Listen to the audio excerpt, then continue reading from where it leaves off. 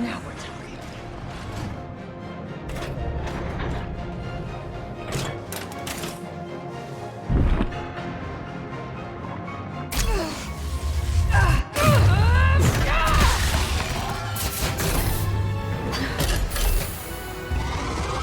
Cooldown in progress. Please reactivate power sources. Damn, it needs power.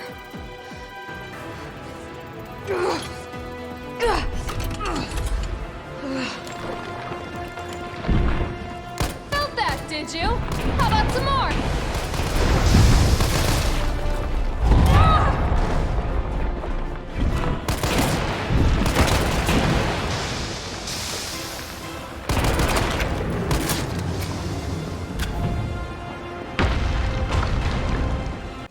Alright, this is Resident Evil 3 Remake.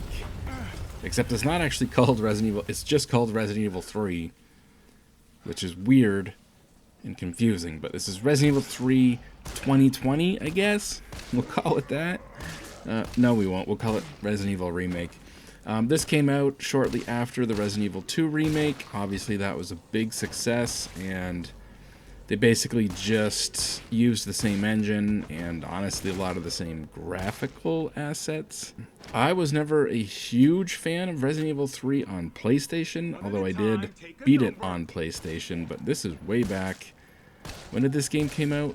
Like the late 90s?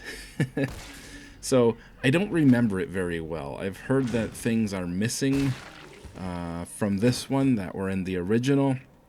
And people were complaining about that, and this game's kind of short, so the fact things are missing is maybe there's not a good excuse for that. But honestly, again, I don't remember the original well enough. I'm the guy that goes to the Marvel movies and never read the comic books.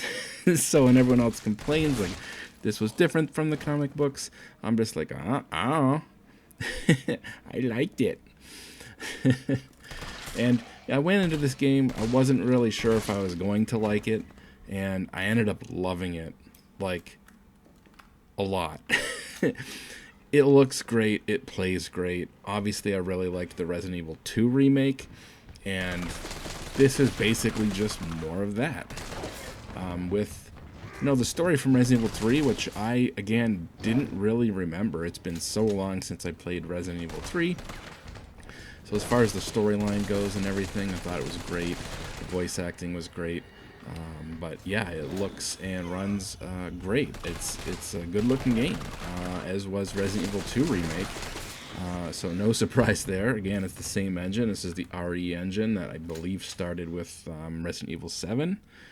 And yeah, it's got some nice effects going on. There's some nice screen space reflections, and even getting the character in the screen space reflections, if that's what they are, is pretty impressive. Sometimes you see your reflection in the shiny tiles, if it's a shiny wall beside you.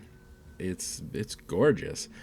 Again, I'm running this at 1440p, everything on high, and it's running okay. The field of view's a little more narrow maybe than most modern third-person shooters, and so it feels a little slower to turn around. But compared to tank controls, compared to the original Resident Evil 3, I think it's a lot more fun to play today. I had a few complaints, obviously. One of them is kind of funny. Just some silliness. There was one boss fight where I used up all my grenades, and then I switched to the shotgun, and I used up all my shotgun shells, and then I was resorting to the pistol, and luckily I was able to take the boss out with the pistol. But the boss fight ends with a little cutscene where Jill pulls out her grenade launcher, and she's like, I'm gonna blast you to hell or whatever. And she starts shooting it with the grenade launcher. It's like, where'd you get those grenades from? You just pull those out of your ass?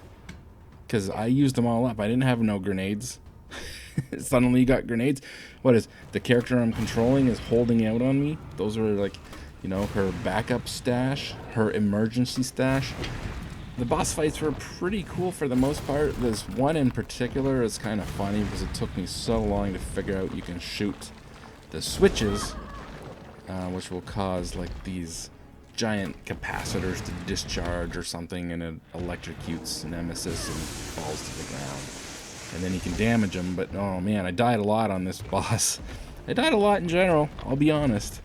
But I kept it on normal the whole way through. I didn't resort to putting it on easy, which is another complaint. The game constantly would ask me if I wanted to turn it onto easy mode, and I would say no, leave me alone.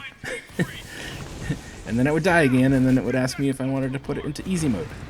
No, leave me alone. I know I suck, but I want to beat this game on normal mode. I don't want to put it on easy mode. And it would ask me every time I died, after you would die, you know, on a boss or something so many times. And it scared me a little bit because it said if you put it in easy mode, you can't go back. And I was paranoid that, like, if I died on a boss and I was in a rush, like, come on, yeah, next, just get back to the boss fight. I want to try again. You know, if I accidentally clicked yes, I would have been pissed. But thankfully that never happened. Other than that, though, overall, I thought the boss fights were pretty good. Again, I don't remember the original. I don't remember how the original played. I don't remember really any of these bosses or boss fights and how they played out. Yeah, I mean, I did play the original Resident Evil 3, but I thought it was too easy on normal, and I always like to play games on normal. So Resident Evil 1 on PlayStation was hard as balls. And if I remember correctly, it didn't even have, like, easy, normal, or hard. It was just, you know, the game was the game, and it was just hard. But, you know, ever since Resident Evil 1, I think they always had, like, normal and easy. You usually had to unlock hard. But, yeah, I would always play normal. So Resident Evil 2, you know, I went through on normal, and it had some parts that were hard, but you could make it through. And with Resident Evil 3 on PlayStation, I remember... Now, maybe I'm remembering it wrong, and you can correct me if I'm wrong, but I seem to remember, like, when you play it on normal, it's, like, too easy. Like, it's way easier than the second one, which was already easier than the first one. I seem to remember almost getting the assault rifle relatively soon in the game, and in this playthrough, I never even got the assault rifle, other than when I was playing with Carlos. He had the assault rifle. I never even found the Magnum, so I made it through this playthrough without finding the Magnum. Are you supposed to find the Magnum in your first playthrough, or is it one of those things where you have to go through the second playthrough to get the Magnum? I'm not sure, but I'm assuming you can get it in the first playthrough, and it's something I missed. I generally did try to go back and get things if I felt like I missed something or I knew there was something I could get. At one point in the hospital, for example, you're playing with Carlos, you see a lot of these locked lockers and little cases that you know you could unlock if you have the lockpick, which Jill has. And so when I finally got to play as Jill, even though when you play as Jill, you can literally leave the hospital instantly, I knew I had to go back and get those things. So that's an example. There was also a safe upstairs in the hospital that once I found the password for, I made sure I went back and got it. So I generally do try to get the extra stuff, but I missed the Magnum. I have no idea where you get the Magnum. Anyways, I guess I'm a big Resident Evil fan when it comes down to it. I mean, I've beaten 0, 1, 2, 3, 4, 5. Never played 6, but beat 7, beat 8, beat RE2 Remake. The only ones I haven't beat, I guess, is a 6 again. I've never played, and I've heard 6 is really bad, like possibly one of the worst of the mainstream or mainline series. And Code Veronica, admittedly. Code Veronica is one I got to the second disc and just did not have enough ammo to beat a boss. And it was like, you know, start all over. Resident Evil Code Veronica is hard. like Resident Evil 1. Like, it's up there with the first Resident Evil game. It's one of the hard ones, and I would like to see that one get a remake eventually. I think as far as these style of remakes goes, Code Veronica would really stand to gain the most. I think a lot of people would really like to see Code Veronica as a remake like this has been done, so I'd like to see that done next, but I'm pretty sure they're doing Resident Evil 4 next. It's finally getting like a full remake style remaster. Resident Evil 4 is probably the most popular and common one of them all. But again, I would like to see them do Code Veronica next after that anyways. So yeah, what do you guys think? Do you think they took out too much? Was this game too short? I don't mind a short game, especially these style games. 6 hours. That's fine with me. I loved it. And it's partially because it looks and plays as great as Resident Evil 2 Remake did. But anyways, I guess I better shut up now and leave. I better just leave now. Okay, I'm leaving. Alright. See you guys later.